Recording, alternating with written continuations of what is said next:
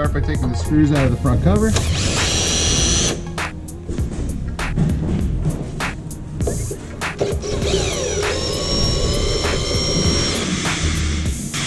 Pop the front cover off. Take this clip out here, out of the bracket. I'm gonna take this clip off of here.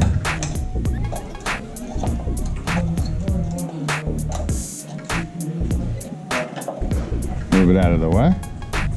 The white plastic piece on the pivot side. Tube right out to you. Okay. I'm going to disengage my side. Right. So I've already taken off the spring clipper. Yep. Okay. Disengage our side, pull the tube out to you. Okay. Take the head of the motor.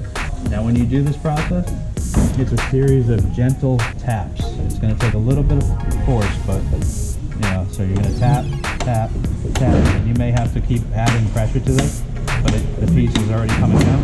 Tap, tap, tap, and then pull it out. Okay. Okay. Now, if you use too much force, You'll snap you'll take this whole entire piece right out and it'll stay in the tube. Okay. Now, if it's a bad motor, you probably won't care anyway. All right, depress the little tips. Find the other little tip. There's the other little tip. So this comes off. Mm-hmm.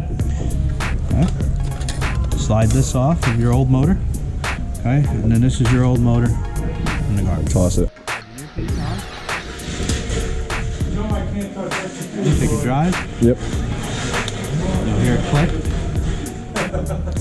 Make sure that this piece has a keyway.